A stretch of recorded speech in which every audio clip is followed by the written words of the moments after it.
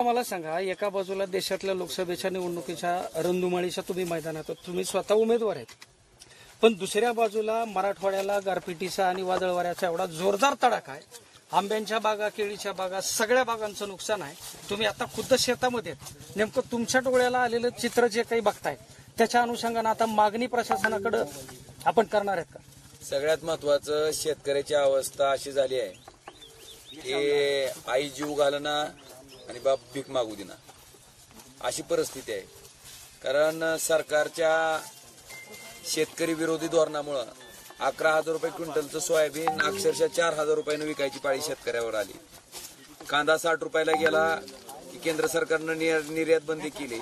अक्षरशः कांदा उकंड्यावर फेकून द्यायची पाळी शेतकऱ्यावर आली. आज बिस्लेरी बॉटलच्या भाव 20 रुपये लिटर आहे, गाईच्या दुधाचा भाव शेतकऱ्याच्या 27 रुपये लिटर आहे. मला सांगा, शेतकरी विरोधी धोरण सरकार अवलंबत आहे आणि शेतकऱ्याच्या उत्पादित केलेल्या मालाला भाव त्या ठिकाणी मिळू देत नाही. एक बाजू ही आहे आणि दुसऱ्या बाजूला मला वाटतं आता हे आसमानी संकट आहे.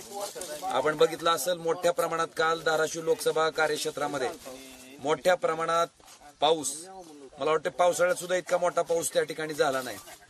आज या पावसामुळं, परत पडणाऱ्या विजेमुळं अनेक ठिकाणी शेतकऱ्यांचे त्या ठिकाणी जे गाय असेल, म्हैस असेल, शेळ्या असतील, याचं वीज पडून मोठ्या प्रमाणात त्या ठिकाणी नुकसान झालेत, ते मृत्युमुखी पडलेले आहेत.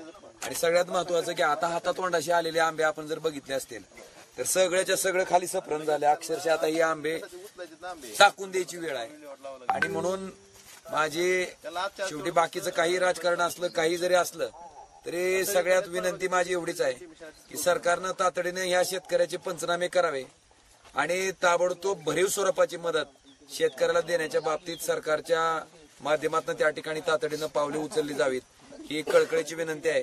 कारण एका बाजूला आपण त्या ठिकाणी सरकारी धोरणानं शेतकऱ्याला मारतोय आणि दुसऱ्या बाजूला आसमानी संकटामुळे शेतकरी मरतोय. मला वाटतंय 70% लोक शेती ह्या व्यवसायावर अवलंबून आहेत. मला वाटतं ह्या शेतकऱ्याला तातडीनं मदतीचा हात देणं हे सरकारचं कर्तव्य आहे, ते त्यांनी पार पाडावं. आणि आपल्या माहितीसाठी माझा पहिला पक्ष हा शेतकरी आहे. कारण जोपर्यंत शेतकऱ्याच्या खिशात लक्ष्मी येत नाही तोपर्यंत कुठलाही बाकीच्या व्यवसाय करणाऱ्या माणसाच्या हातात लक्ष्मी येत नाही, वस्तुस्थिती आहे.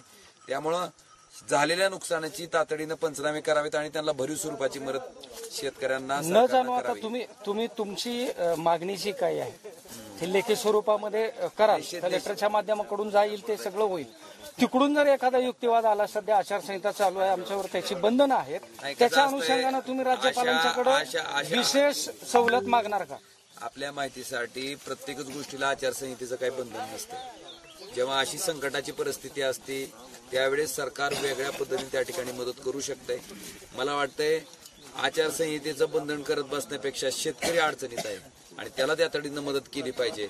इमर्जन्सी परिस्थितीमध्ये म्हणजे त्या ठिकाणी सरकारला मदत करता येते.